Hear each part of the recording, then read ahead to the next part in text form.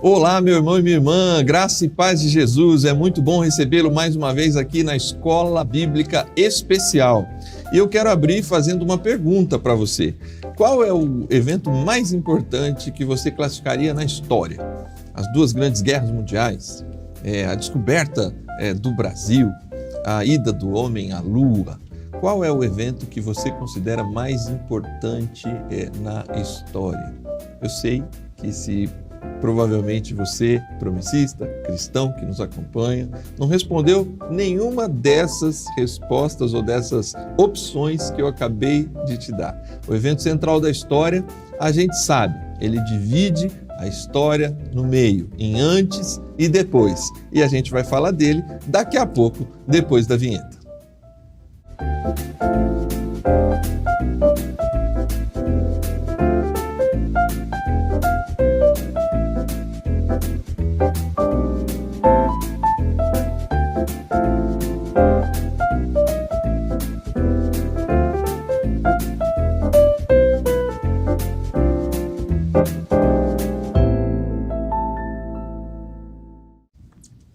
Muito bem, estamos de volta e é muito bom receber você aqui com a gente mais uma vez na Escola Bíblica Especial. Eu peço que você compartilhe esse link com seus amigos, com as pessoas que amam o estudo da Palavra de Deus, para que junto a gente possa continuar levando esse conteúdo tão rico, tão importante, tão edificante por meio da Palavra de Deus, através de tantos professores capacitados que têm nos acompanhado aqui na Escola Bíblica Especial, e que esteja te ajudando também no estudo bíblico aí, você, a sua igreja local, nessa série de lições que nós estamos, a série de lições da mensagem da cruz. Eu comecei perguntando qual o evento mais importante da história e a gente está chegando na lição de número 4, o evento central da história. Nós estamos falando da crucificação e ressurreição de Cristo Jesus, que divide a história entre antes de Cristo e depois de Cristo. E nós vamos conversar o papel dessa, a importância, como isso está revelado na Bíblia e como isso é central para a história não só da humanidade, para a história de todo o universo. E para fazer isso, está aqui com a gente pastor Alessio. Pastor Alessio, seja muito bem-vindo, é sempre um prazer recebê-lo aqui no ambiente da Escola Bíblica Especial. Seja muito bem-vindo aí para a gente conversar sobre esse assunto. Obrigado, pastor Júnior, obrigado, meu irmão, minha irmã, que momento maravilhoso, né? Pensar na cruz de Cristo como o evento central da história, tanto no sentido histórico mesmo, né? Mas no sentido da nossa vida pessoal, né? É um negócio glorioso. Então, quando nós paramos um pouquinho, Escola Bíblica Especial, e tratar de um assunto quanto esse, é um privilégio, né? Que bênção, graças a Deus por isso, meu irmão. É isso aí, a gente brincava aqui antes de começar, né, pastor Alessio? Sim. Que só é a lição mais importante da série. Exatamente. Só, né? É simplesmente a lição de número 4, você que vai estudar ela nesse final de semana, não sei em que momento você vai também acessar esse conteúdo, mas só é o tema mais importante ideia da mensagem da cruz, é o título, inclusive, dessa série de lições, e a gente chega justamente agora para olhar esse evento, né? O quanto ele se reveste de importância, seja do ponto de vista cronológico, seja do ponto de vista realmente da repercussão em todo o universo, porque aqui a gente está chegando no ponto-chave da redenção, né? E de fato tudo converge, né? Tudo converge para aquele grande e glorioso dia, né? Para a morte e a ressurreição de Cristo. Todo o universo, todos os anjos, toda a história da humanidade, as nossas histórias, tudo converge para lá. Parar um pouquinho e pensar nisto, que é a razão da nossa fé, né? A morte do nosso Senhor, a ressurreição do nosso Senhor, que mudou a nossa vida, mudou o nosso futuro, é algo extraordinário. É simplesmente maravilhoso. Ele muda, ele tem, antes da gente entrar nas perguntas, esse evento ele tem um efeito para frente e para trás, né? Ele está previsto, a gente vai ver isso, né? Talvez é a primeira pergunta já, mas a cruz de Cristo, ela alcança ela alcança de Adão ao último ao último ser humano que vier a nascer na face da terra, né? Não é uma coisa gloriosa, né? É. Saber que Deus, na infinita misericórdia, né? Ele pensa em todos os detalhes, um Deus que não pode ser surpreendido, ele sabe exatamente de tudo. Aí ele pensa no começo, no meio e no fim, ele reveste toda essa história de amor. É um Deus que ama e transmite, ele manifesta o seu amor com este evento, entregando o seu filho, né? Não é uma coisa simples, é um negócio extremamente glorioso, né? A gente se sensibiliza e a gente até fica emocionado, né? Em pensar no carinho de Deus, no amor de Deus por nós, através desse plano, né? De resgate da humanidade, através da morte e da ressurreição do nosso Senhor. Muito bem, pastor. Então vamos lá, você que está acompanhando a gente aí, pegue sua lição se você tiver, se não, acompanhe aqui com a gente o estudo, a sua Bíblia, para junto a gente caminhar nas questões desta lição. A primeira delas, a pergunta é assim: a cruz de Cristo foi um acidente inesperado, um erro de percurso? Jesus morrer na cruz é um acidente de percurso? Mais até, a decisão de que a redenção passaria pela cruz é uma decisão de última hora, né? É uma decisão, puxa, e agora o que faremos, né? Então, Eu costumo brincar, falo isso bastante, né? Ali diante do pecado de Adão e Eva, né? Como se a corte celestial se reunisse e falasse: e agora? O que a gente faz? Né? É isso, é inesperado, foi um planejamento, é um plano B, né? Uhum. O que o Novo Testamento diz a respeito disso? Interessante, né? Interessante que quando a gente volta para Isaías, ele diz que Deus, ele conhece o fim de todas as coisas, estando ainda no início dela, né? Deus é presciente. Deus tem conhecimento de tudo. Eu sempre digo assim, que Deus não precisa... Ele não precisa estudar arqueologia para saber o que aconteceu no passado, não precisa assistir nenhum jornal para saber o que acontece hoje, nem tampouco estudar escatologia para saber o futuro, né? Ele é atemporal, ele sabe simplesmente de todas as coisas. Então nada, absolutamente nada pega Deus de surpresa, né? Foi sempre conhecido Deus antes da criação. Ele viu a sua criação, ele viu as escolhas da sua criação, ele já sabe exatamente o que ele vai fazer para poder voltar a ter relacionamento com a sua criação. Deus não é pego de surpresa em absolutamente nada. A gente usa muito isto, principalmente assim, em alguns momentos de ato fúnebre, né? A gente pensa assim, isso me conforta, porque assim, a gente nunca sabe a hora, a gente nunca sabe a hora, isso dói na alma, mas saber que Deus está no controle, que Ele sabia exatamente a hora que nós vamos dormir, que Ele está no controle de todas as coisas, isso tem sido para mim, particularmente, um conforto em muitos momentos como este. Saber que Deus não foi pego de surpresa, Ele sabe exatamente o dia e a hora e Ele está no controle. E a gente aplica esse princípio para todas as coisas.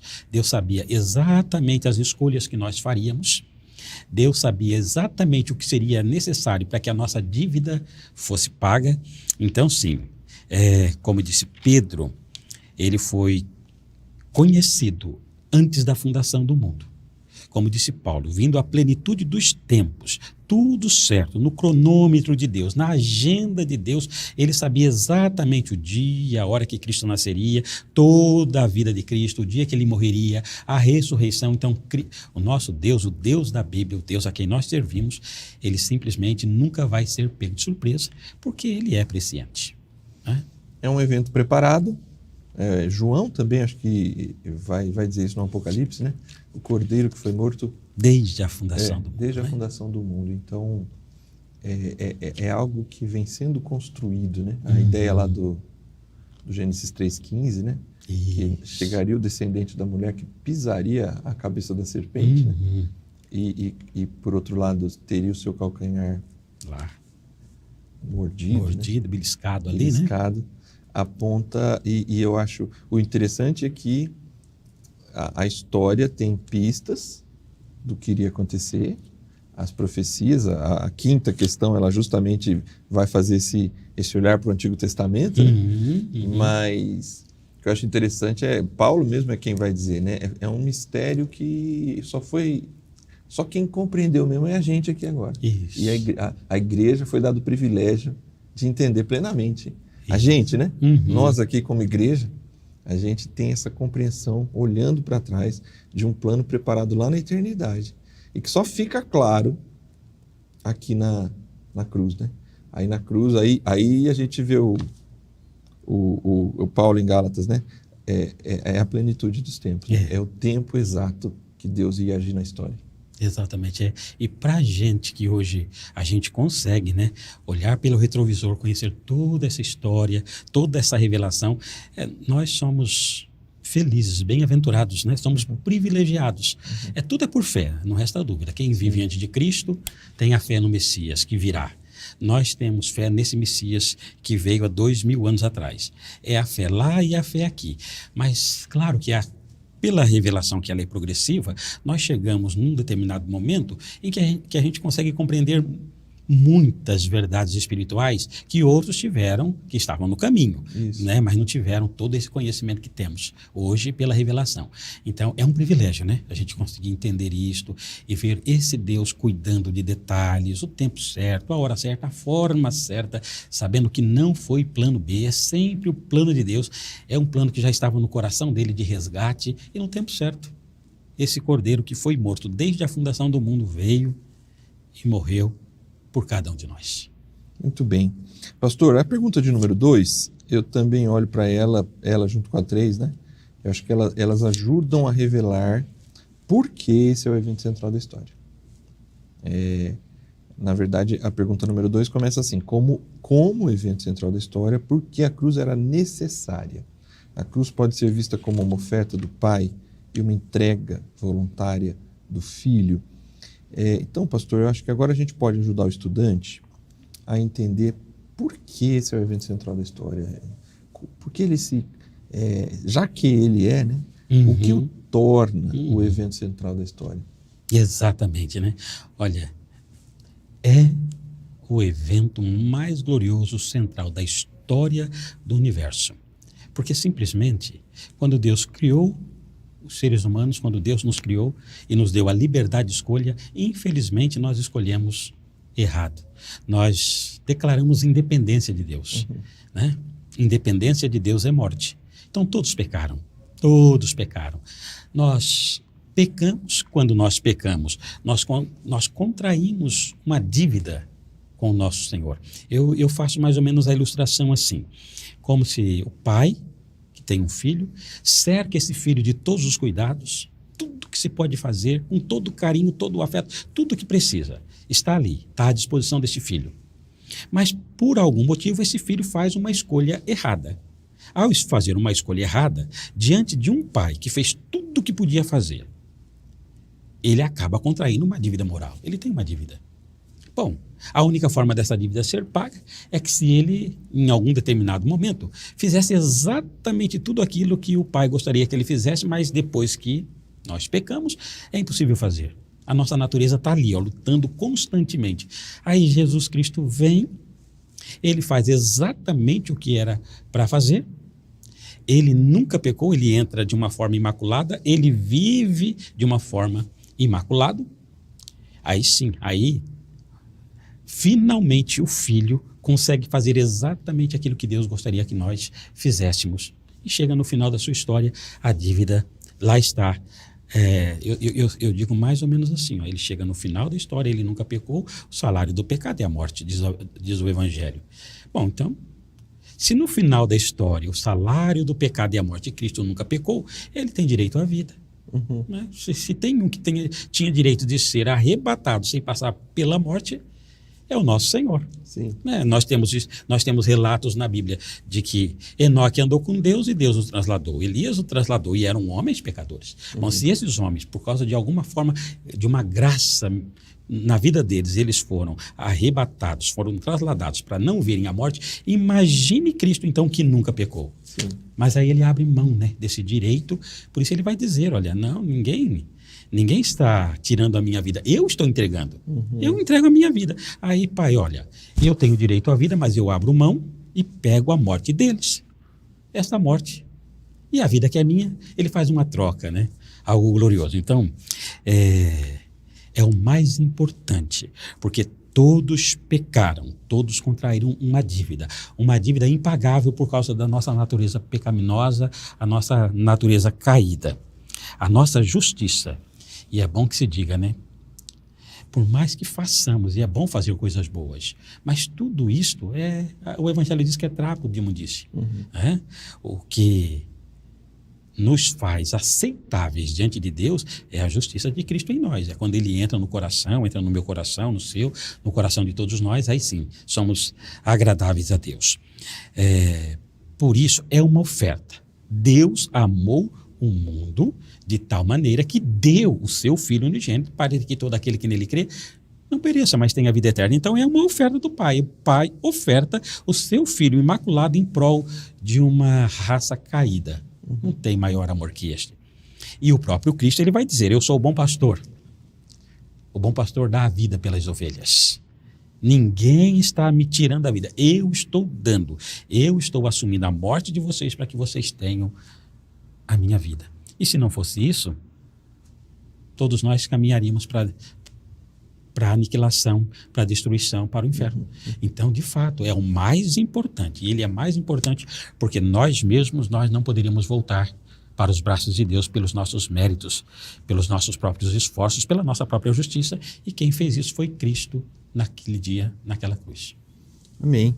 Será que a gente poderia dizer, pastor Alessio, que ele se configura nesse evento principal da história? Com a tua fala, assim, eu penso em dois grandes motivos. O primeiro deles é que ele subjuga o poder que subjuga todos os homens, a morte. Mesmo. Tragada foi a morte na vitória. Na vitória. Então, assim, aquilo que desde o nosso nascimento parece que todo ser humano é apresentado, a ideia de que a morte um dia chega. Um avô que falece, um acidente na família, uma doença, uma preocupação. A morte é triste, é pesado, não é gostoso de dizer isso, mas a morte parece que nos ronda constantemente. É verdade. Então, nesse evento central da história, há uma solução para o maior inimigo da vida, da humanidade, a morte. E o outro aspecto é que ele nos devolve a possibilidade de estabelecer a condição original de andar com Deus. Porque, como você disse, se a independência de Deus é morte, o restabelecimento da parceria com Deus, portanto, é vida. Dá para definir nesses dois termos essa possibilidade. É o evento central porque ele nos oferece o caminho de volta para restabelecer a parceria com Deus, que sempre foi o plano desde o início. E, por outro lado, ele destrói aquilo que ronda o ser humano, perturba o ser humano, qualquer ser humano durante toda a vida. A morte, o fim da morte está ali na morte do Salvador. E é lindo isso, né? É a esperança que o Evangelho nos dá, né? A vitória de Cristo sobre toda essa tragédia, e hoje nós desfrutamos disto. A gente sabe exatamente que ele venceu a morte, ele nos dá essa alegria no nosso coração, essa paz no nosso coração, que os irmãos estão sentindo agora. Então, os efeitos gloriosos desta conquista, deste ato, é algo inexplicável, né? Tem que passar por isso para saber o que é, porque é algo realmente glorioso. A terceira pergunta vai na linha do comente sobre a importância da ressurreição, porque até o Evangelho faz isso, né? O Evangelho sempre dá uma grande ênfase na morte. A cruz, ela é esse evento central, né? Mas a cruz, sem a ressurreição, talvez ela seria um evento incompleto. Então, por favor, pastor, comente a importância da ressurreição de Jesus. Paulo diz que ele ressuscitou para a nossa justificação, né? Isso por si só é algo extremamente glorioso. Agora, Paulo vai dizer assim, que se Cristo não ressuscitou, é vã a nossa fé, né?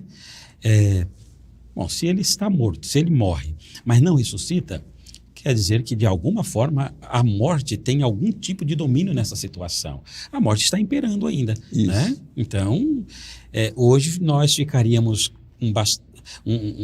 teríamos uma certa complicação, uma certa dificuldade de entendermos a nossa vitória também sobre a morte, sobre a vida eterna, entender este processo que ele nos garante, porque se ele estivesse no túmulo hoje, se ele tivesse visto a corrupção, né? Tivesse se desintegrado e se descomposto no pó. Mas quando ele ressuscita, então é um selo mesmo, é um selo da garantia. Ele vence a morte. Deus está ali. A hora que ele ressuscita, está dizendo que Deus aceitou tudo aquilo que ele fez, aceitou o sacrifício do Filho. É a ressurreição dele que vai dizer assim, ó, é o selo da garantia. De fato, Deus aceitou completa, não tem como deixar nenhuma dúvida, porque ele está vivo, ele venceu a morte, o Pai aceitou. E é aí, então, que nós temos a garantia do perdão dos nossos pecados, a nossa vida, a nossa regeneração, a nossa justificação. Tudo isso é possível acontecer, vida espiritual aqui dentro de nós, porque ele venceu a morte em todo esse processo.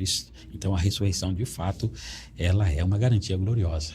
Amém. É uma garantia gloriosa. O pastor, as primeiras 2 lições a gente fez aqui com o pastor Eleilton, né? Uhum. Eu brinquei com ele que a gente ia fazer dentro da escola bíblica um momento texto e contexto. E agora a gente vai fazer de novo, porque eu estou olhando aqui para a ressurreição, eu gosto sempre de lembrar quando eu estou dando aula de teologia nesse tema, e aí, se o irmão já sabe em casa, vamos reforçar o conceito, e se não sabe, aprender um pouquinho mais, do ponto de vista teológico. Uma das primeiras heresias da igreja cristã é o fato de algumas pessoas começarem a ter defendido que Jesus só tinha aparência humana, o tal do docetismo, né? O doquel, né? Ele parecia, porque a ressurreição foi algo tão evidente, tão difícil de não dizer que ele ressuscitou, por conta das evidências dos 500 irmãos que o viram ressuscitado. Então, assim, é interessante perceber que na história da teologia, a primeira heresia não é que ele não era Deus, é que ele não era homem, que ele só aparecia, tinha aparência de ser humano, mas nunca foi ser humano. E os apóstolos vão defender veementemente que Jesus veio em carne, morreu e ressuscitou. Então, assim, a morte é importante, porque não tem ressurreição de verdade se não houvesse a morte. Então é o nosso momento desse contexto aqui, pastor Alessio, te pegando de surpresa aqui. É interessante perceber isso, né? Que se questiona a humanidade de Jesus ali no início, no primeiro século, e os apóstolos, não, a gente tocou, a gente apalpou, a gente viu, ele veio em carne e morreu. Quem não reconhece que Jesus veio em carne, morreu e ressuscitou é anátema, é o anticristo, tudo isso está ali nas cartas de João, né? Exatamente, né? Interessante que tem toda essa dificuldade, né? E aí Paulo, os apóstolos, eles vão enfatizar tanto essa humanidade. Olha, ele é humano e ele ressuscitou. Isso. Ele está vivo, ele está vivo. Então, nós não podemos, de alguma forma, minimizar algo tão grandioso, porque é ali mesmo, né? É a hora que ele ressuscita, que Deus está dizendo que aceita o sacrifício dele, é o selo da garantia, é toda a graça que o Evangelho nos concede, a esperança que o Evangelho nos concede, a vitória que o Evangelho nos concede. Então, por isso ele vai dizer, mas se Cristo morreu e não ressuscitou, tudo que nós estamos pregando aqui não tem valor nenhum. Porque nós estamos fazendo exatamente isso, que ele veio, que ele se humanizou, que ele morreu e que ele ressuscitou, que ele está vivo. Aí, como você disse, apareceu para 500 irmãos, apareceu para esse, apareceu para aquele, para as mulheres, para os apóstolos, finalmente apareceu para mim como alguém fora do tempo, Paulo, né? A Paulo falando isso, né? Então, a ressurreição foi extremamente enfatizada, né, em todo o Evangelho. Então a gente pode dizer que o composto morte e ressurreição, ele faz essa equação aí, fecha esse cenário do evento central da história, né? Exatamente. Muito bem, pastor. Pergunta de número 4. Podemos dizer que o sacrifício do Filho de Deus trouxe resultados? Considere a história da Bíblia, os primeiros séculos e os dias de hoje? Certamente trouxe excelentes resultados, né? Eu fico pensando, assim como disse aqui a lição, imagina, né, os primeiros cristãos que passaram pelo conhecimento de Cristo, eles são transportados das trevas para o reino do Filho do seu amor, conhecem Cristo, abrem o coração para Cristo. Aí eles vão passar pelas maiores atrocidades que se pode pensar. Num primeiro momento tem uma Inquisição judaica, são perseguidos pelos judeus. Depois tem uma Inquisição romana, que não é uma coisa simples, eles são mortos, eles são perseguidos, são jogados aos leões, são crucificados, são queimados. É um negócio, é um negócio extremamente terrível, terrível no sentido mais profundo da palavra, né? E lá estão eles, os cristãos estão ali. O tempo vai passando, vidas vão sendo transformadas, vidas vão sendo alcançadas, o resultado é glorioso, são milhões e milhões de vidas. Hoje, atualmente, são mais de 2 bilhões de pessoas que professam a fé em Jesus Cristo. Então, os resultados estão aí. Agora eu fico pensando, pastor Júnior, imagine o mundo sem Cristo. Imagine toda a nossa história sem essas pessoas que foram transformadas pelo Evangelho. Sem a paz de Cristo, homens carnais, violentos. Imagine um mundo, porque se nós já temos o sal da terra e a luz do mundo, que são todas essas pessoas que foram alcançadas pelo Evangelho ao longo desses 2 últimos anos, e o mundo não é simples, né? É um lugar perigoso para se viver, mas agora imagine se não tivesse essa transformação que tem acontecido, né, transformado a vida de milhões e milhões e milhões de pessoas ao longo da história. Eu posso fazer agora também aqui, se fizermos um pouquinho do texto e contexto, vamos fazer um pouquinho do Aliança de Oração. Aí a gente pode pensar na nossa vida mesmo, né? Assim, olha, quem éramos antes de Cristo entrar na nossa vida? O que tinha lá dentro? Aquele vazio de alma, aquela dor da alma, a vida não tinha significado. Aí simplesmente em um determinado momento alguém fala desse Cristo para a gente, alguma coisa começa a mexer aqui dentro, o nosso coração começa ele vai se clareando, a gente, por graça e misericórdia, entende o Evangelho. Aí entra em nossa vida. Bom, é impossível alguém ter um encontro glorioso com Cristo e continuar o mesmo? Sim. É simplesmente impossível. A vida muda completamente, é outra história. Então, são efeitos em todas as áreas. E aí eu sempre fico pensando assim, imagine um mundo sem Cristo. Milhões de vidas que nunca foram alcançadas pelo Evangelho. Imagine um inferno, que não seria o planeta Terra, não é? Sim. Então, a gente vê assim, no começo, durante a história, centenas, milhares de pessoas sendo transformadas, alcançadas na nossa geração e as nossas vidas também que foram alcançadas por essa transformação de Cristo. Sim, pastor, porque você me fez lembrar de um livro, é um pastor indiano, e o livro chama exatamente assim, O Livro que Fez o Seu Mundo.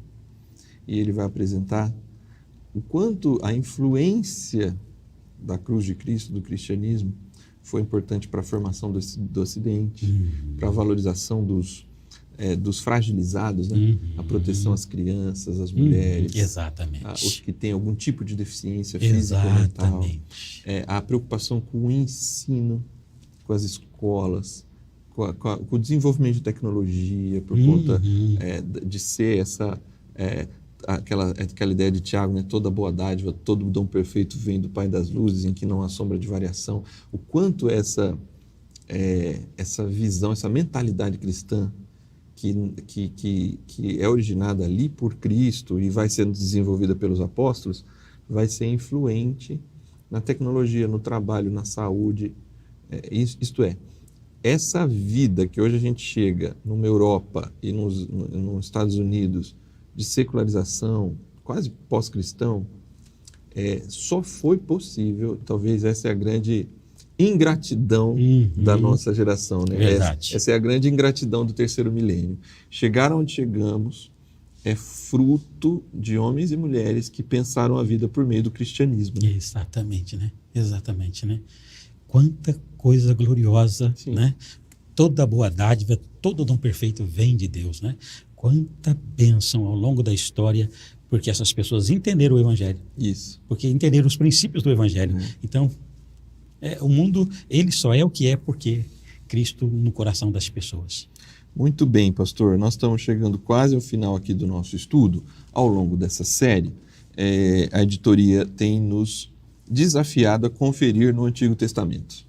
Então, como são temas importantes a partir da mensagem da cruz presente no Novo Testamento, sempre tem uma quinta questão aqui que faz essa conferência lá no Antigo. No Novo, como vimos, parece que está claro, o evento não é inesperado, foi preparado, né? O evento ele era necessário, fundamental para vencer a morte e nos reaproximar de Deus. O evento é extremamente eficaz e ele é validado também pela ressurreição. Todas essas coisas ficam bem claras no Novo Testamento. Vamos olhar os ecos lá no Antigo? Já há referências, já no Antigo Testamento, podemos afirmar com clareza que o sacrifício de Cristo estava descrito de algum modo no Antigo Testamento, isto é, olhando em retrospectiva, a gente pode dizer que o Antigo Testamento já vai deixando isso claro? Já vai deixando isso claro, né? A gente olha lá e a gente vai vendo as promessas, nós vamos vendo os sacrifícios, tudo isto apontando para o Messias que viria, para o Cordeiro de Deus, como diz João 1:29, Cordeiro de Deus que tira o pecado do mundo. Então já está lá, cada sacrifício. Acho interessante aqui a citação aqui na lição de Levítico 16, né? Que eu acho assim que dá uma clareada bem interessante nessa questão da postura de Cristo, do ministério de Cristo, né? Em Levítico fala sobre o dia da expiação, o Yom Kippur. O sacerdote pega os 2 bodes, primeiro ele coloca lá, ele degola e ele morre. O segundo vai transferir, vai orar sobre ele, coloca todos os pecados e ele vai para o deserto. Tudo isso tem um símbolo, né? Tudo isso tem um símbolo. E aí eu gostaria de ler, com a permissão aqui, só para a gente, sobre essa questão de Levítico 16, né? Em Isaías, ele diz assim, Isaías 43 e o versículo 25. É bastante conhecido e lindo, né, esse versículo, né? Eu mesmo sou o que apago as tuas transgressões por amor de mim, e dos teus pecados não me lembro. Então, quando nós temos um dos bodes que recebe a morte, daqui a pouco eu quero ver lá em Pedro, que a Bíblia fala que nós lançamos sobre Cristo, todos os nossos pecados foram lançados sobre ele, né? Que é um dos bodes, que é o primeiro. O outro é símbolo de esquecimento. Nossos pecados são levados para o esquecimento, ali em Levítico 16. E o primeiro bode, quando ele é degolado, quando ele é morto, a Bíblia fala em 1 de Pedro, no capítulo 2, e o versículo 25, 23 a 25, né? O qual, quando o injuriavam, não injuriava, e quando padecia, não ameaçava, mas entregava-se àquele que julga justamente, levando ele mesmo em seu corpo os nossos pecados sobre o madeiro, para que, mortos para os pecados, pudéssemos viver para a justiça, e pelas suas feridas fostes sarados.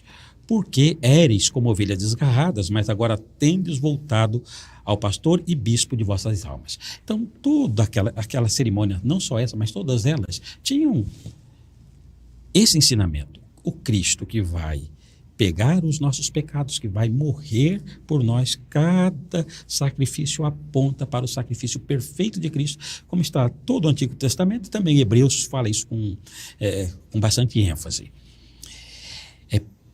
Perdão de pecados, é esquecimento de pecado, é lançar os nossos pecados sobre Cristo e a purificação dos pecados que só Cristo de fato vai fazer na sua essência. Mas todos aqueles sacrifícios do Antigo Testamento de alguma forma apontavam para o Messias que viria. Então, tá ali, ó. Toda essa história que nós vemos está ali dia a dia na vida do povo de Israel, né? Porque ali os cordeiros, eles eram mortos. O sacrifício contínuo, por exemplo, era de manhã e outra tarde. Tudo isso era uma sombra daquela realidade que viria, a morte do nosso Senhor. É interessante esse texto que está aqui na pergunta de número 5 de Isaías 53, pelas suas pisaduras fomos sarados, né? O castigo que nos traz a paz estava sobre ele. O judaísmo tem dificuldade de identificar o servo sofredor como Messias, né? Mas é difícil identificar o servo sofredor somente como o povo de Israel, como o judaísmo faz, né? Pensando que não tem mancha, né? Não tem culpa.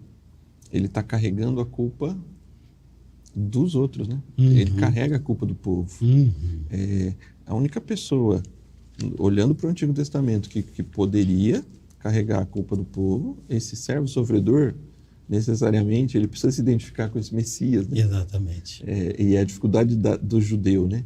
Do judaísmo em geral, identificar que o servo sofredor é o Messias, mas olhando em retrospectiva, é muito claro no Antigo Testamento que quem carrega os nossos pecados, por toda a explicação que o senhor apresentou de Levítico, dos bodes, de todos os sacrifícios de Israel, da própria Páscoa, e aí a gente junta aqui com o servo sofredor, é um cenário, né? É como se fosse um quebra-cabeça que a gente vai colocando as peças. Isso. E não tem jeito. Quando você coloca a última peça e você olha, só cabe na pessoa de Cristo Jesus. Exatamente. Né? Exatamente. Muito bom, pastor. Muito bom. Nós estamos chegando ao final. Você que nos acompanhou até aqui, a aplicação aponta para todo salvo deve se gloriar na cruz do Senhor. Isto é, a nossa salvação não é mérito nosso. A nossa salvação, ela é fruto do trabalho, da obra de Cristo Jesus na cruz, por meio da sua ressurreição.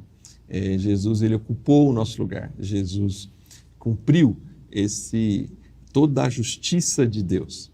Jesus é esse homem que obedece plenamente e sem merecimento.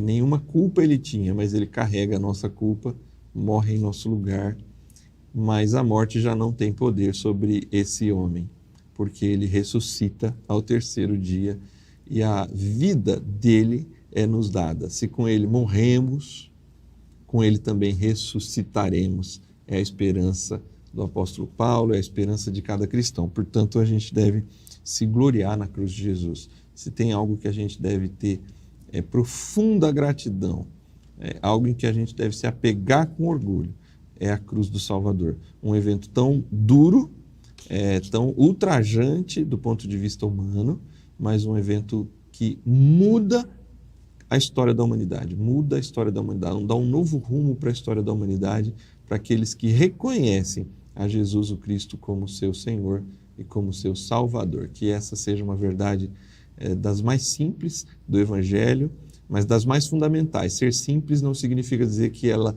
é de menor importância, muito ao contrário. Talvez é a mensagem de maior importância da história, é as pessoas saberem que por meio da cruz elas têm acesso ao Pai e têm vitória definitiva sobre a morte. Amém. Pastor Alessio, deixe para a gente aí as suas últimas palavras e ore também para encerrarmos esse estudo, e desde já agradeço aí a sua participação. Uma alegria para a gente, uma alegria para a gente. Tudo isso é glorioso, toda esta verdade é gloriosa, porque nós somos alcançados por esta verdade. Olha que privilégio que nós temos. Nós somos alcançados pela salvação em Jesus Cristo. Aquele sacrifício há 2000 anos atrás, aquela ressurreição há 2000 anos atrás, tem tudo a ver com a gente. É um privilégio que a gente não tem como explicar. A paz, a alegria, a esperança, o conforto, a segurança, o consolo, enfim, tudo isso que nós desfrutamos, porque aquilo tem tudo a ver com a gente. Então, nos sintamos privilegiados sempre por isto. Amém. Amém. Oremos, irmãos, por gentileza, oremos. Nosso Deus e Pai, nós te louvamos, te bendizemos, te glorificamos, porque o Senhor nos amou de uma forma tão grandiosa, tão gloriosa, que o Senhor ofertou o teu Filho, para que todo aquele que nele crê não pereça, mas tenha vida eterna. Como não te louvar por isso, Senhor?